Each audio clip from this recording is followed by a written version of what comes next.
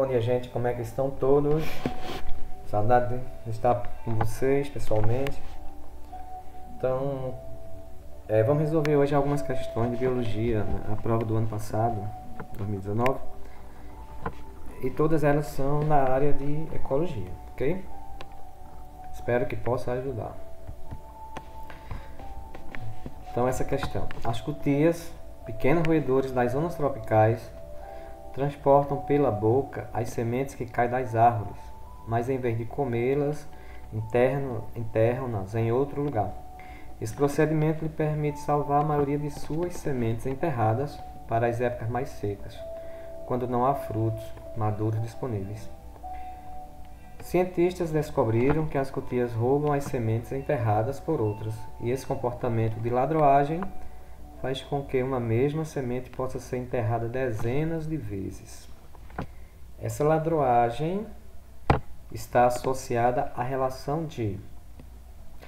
Então esse é um comportamento, né, das cutias de guardarem alimentos, que tem uma importante contribuição ecológica, né, porque nem todas as sementes que elas enterram, elas encontram novamente. E aí, além delas fazerem a dispersão de sementes, elas terminam fazendo indiretamente o plantio, né, contribuindo para o surgimento de novas plantas de uma determinada espécie. Então esse hábito, né, das cutias estarem, digamos, roubando o alimento guardado por outra representa um tipo de relação ecológica. Então vamos observar aqui as alternativas. Então, qual é o tipo de relação que está associada a esse procedimento das cutias? É a sinfilia. O que é sinfilia?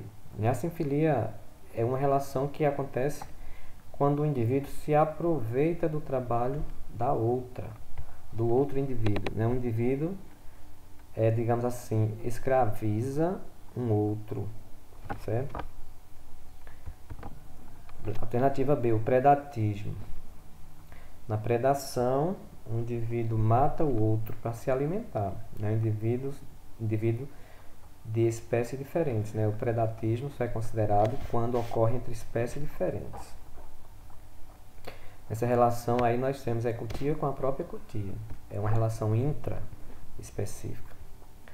O parasitismo também é outra relação que acontece entre espécies diferentes. No parasitismo, o indivíduo rouba outro, o produto do outro.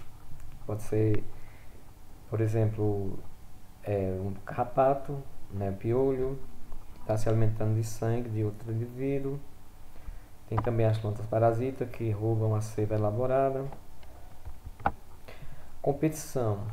Então a competição acontece sempre que há disputa por algum tipo de recurso. Pode ser o alimento, pode ser parceiro sexual, pode ser abrigo, qualquer tipo de competição. Qualquer tipo de disputa existindo entre indivíduos de uma mesma espécie ou entre indivíduos de espécies diferentes vai ser competição. Então, existem dois tipos de competição: intraespecífica, quando é dentro da mesma espécie, e interespecífica, quando é entre indivíduos de espécies diferentes. E o comensalismo. O comensalismo está relacionado à obtenção de alimento, quando o indivíduo se alimenta da sobra deixado por outro. Então, não causa nenhum prejuízo no comensalismo. E acontece também entre indivíduos de espécies diferentes. Não existe o comensalismo entre indivíduos da mesma espécie. Então, analisando as 5 alternativas e esse procedimento das cutias, em que uma rouba da outra, é uma competição, certo? Está acontecendo aí uma competição. É a disputa pelo alimento, neste caso. Outra questão. Um alimento orgânico deve apresentar em sua embalagem o selo de uma instituição certificadora, garantindo ao consumidor que, além de ser um alimento isento de agrotóxico, também é produzido com técnicas planejadas e controladas. Um alimento orgânico deve ter essas características. E aí, para garantir que ele foi produzido obedecendo a esses critérios, existem as instituições certificadoras. Aí nós temos algumas, esses 2 selos aí abaixo são instituições que certificam produtos orgânicos no Brasil. A técnica de produção desses alimentos causa menor impacto aos recursos naturais, contribuindo para melhorar a qualidade de vida das pessoas. Nesse sistema de produção de alimentos vegetais, o controle de insetos é manejado por meio do ODA. Então a gente está a pergunta, né, no finalzinho. Então, como é que se controla insetos na produção orgânica? É através da prática de adubação verde. A adubação verde ela é uma prática que vai incorporar ao solo vegetais que não completaram ainda seu ciclo, né, que estão na fase verde. E geralmente é utilizado uma leguminosa, né, por apresentar bastante nitrogênio, ser rica em nitrogênio, já que nitrogênio é um dos elementos mais, digamos assim, essenciais para os vegetais. Vai precisar de uma grande demanda de nitrogênio no solo, então a adubação verde vai fornecer esse nitrogênio ao solo. Não vai estar diretamente relacionado com o combate dos insetos. Letra B, emprego de compostagem. A compostagem é o aceleramento da decomposição, de matéria orgânica morta. Na compostagem você vai acelerar a decomposição de restos vegetais, qualquer matéria orgânica morta, e após ocorrer a decomposição vai ser utilizado como adubação. Isso não tem digamos assim, uma interação direta com o controle de insetos. O controle da irrigação do solo, fornecimento de água para os vegetais, também não. Letra D, utilização de predadores naturais. Em todo ambiente em que está em equilíbrio, todo ecossistema que está em equilíbrio, vai existir os predadores naturais de outros indivíduos. Essa predação que ocorre naturalmente ela é benéfica para o ambiente, porque evita que uma população cresça exageradamente. Então tem um controle natural. Em todo ambiente equilibrado existe o controle natural. O uso de sementes inoculadas com risóbio. O risóbio ele vai se desenvolver na raiz dos vegetais e vai facilitar a disponibilidade de nutrientes para a planta. Então, dessas alternativas, o controle, para que responde à pergunta, o controle de insetos é manejado por meio da utilização de predadores naturais.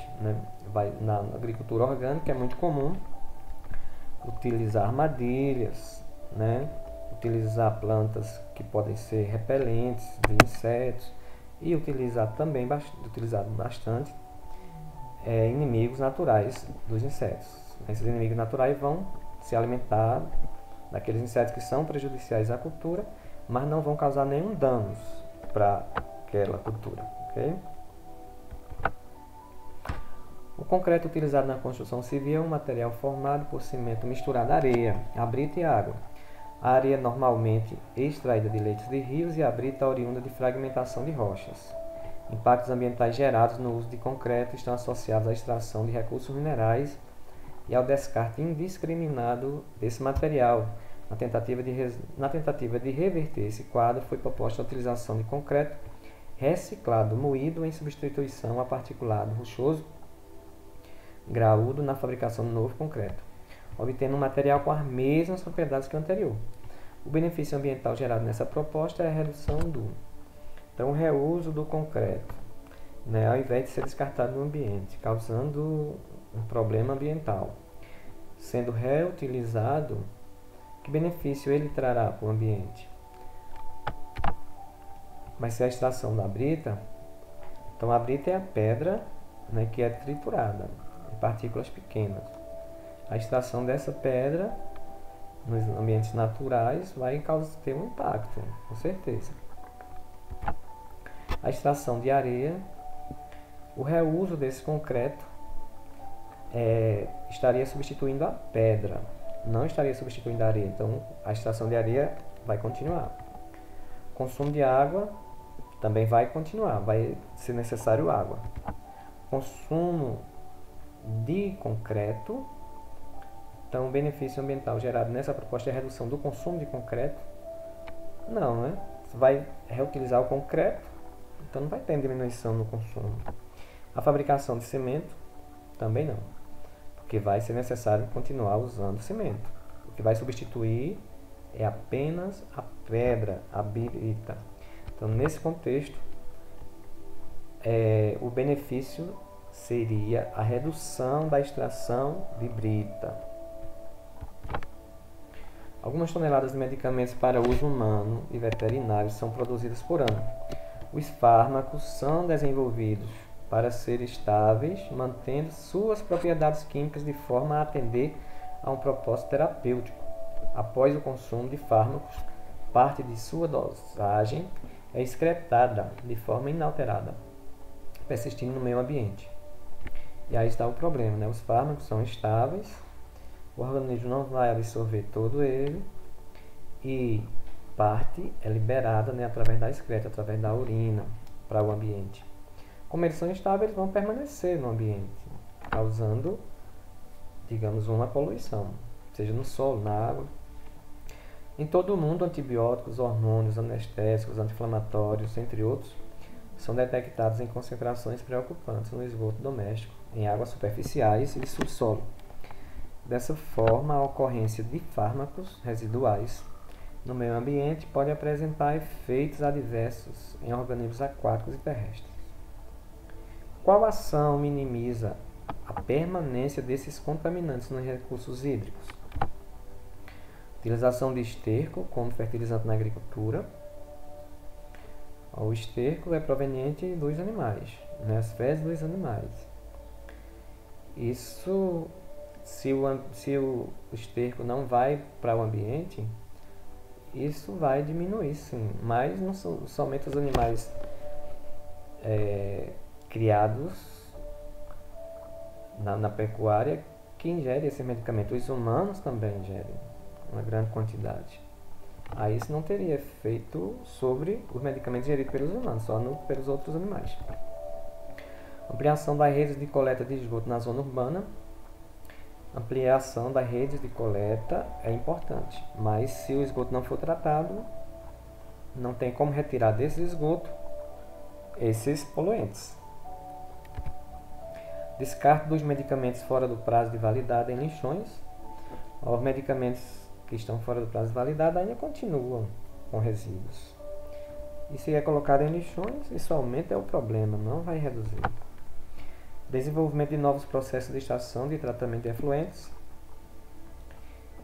O tratamento dos esgotos ele é importante porque vai retirar exatamente o que é poluente e vai devolver para o ambiente a água em condições praticamente potáveis. Letra E, o reuso de lodos provenientes das estações de tratamento de esgoto na agricultura. Nas estações de tratamento tem como resíduo, né, um composto sólido que é o chamado de lodo. Mas nesse lodo, dependendo, né, pode haver uma alta concentração de substâncias danosas para o ambiente, como metais pesados, muitos sais que vão provocar salinização no solo. Então nem sempre esses lodos podem ser utilizados na agricultura, certo? Então, dessas alternativas, o que minimiza a permanência desses contaminantes é a alternativa D, o desenvolvimento de novos processos nas estações de tratamento de efluentes, o tratamento dos esgotos. Isso ajudaria a reduzir, né, a concentração desses contaminantes provenientes dos fármacos. Nessa última questão, no quadro estão apresentadas informações sobre duas estratégias de sobrevivência que podem ser adotadas por algumas espécies de seres vivos. A estratégia 1 e a estratégia 2. Aí tem algumas características de espécies de seres vivos em relação ao habitat, potencial biótico, que é a capacidade de reprodução, a duração de vida, as características do descendente em relação ao porte e o tamanho da população. Na recuperação de uma área desmatada, deveriam ser reintroduzidas primeiramente as espécies que adotam qual estratégia? Então, uma área desmatada, uma área despovoada, foi retirada a vegetação, vai embora os animais também. Certo? Então, fica uma área despovoada. À medida que essa área vai sendo repovoada, né, vão atraindo outros indivíduos. E se ela está desmatada, é necessário que seja inicialmente introduzidas espécies chamadas pioneiras, que são espécies menos exigentes, né? São espécies que têm ciclo de vida curto, que têm uma reprodução rápida, certo? Então vamos analisar as alternativas. Estratégia 1. Pois essas espécies produzem descendentes pequenos, o que diminui a competição com outras espécies. Essa característica de descendentes pequenos seria, digamos, a característica principal para a escolha de uma espécie para ser inicialmente introduzida numa área desmatada. Isso era o mais importante, que os descendentes sejam pequenos. Letra B, estratégia 2. Pois essas espécies têm uma longa duração de vida, o que favorece a produção de muitos descendentes. Longa duração de vida é um fator que garante a produção de muitos descendentes? Nem sempre.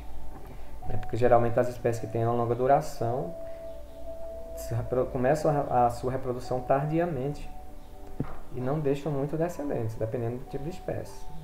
Tomando como exemplo um elefante. O elefante tem vida longa, mas será que ele deixa muitos descendentes? Alternativa C.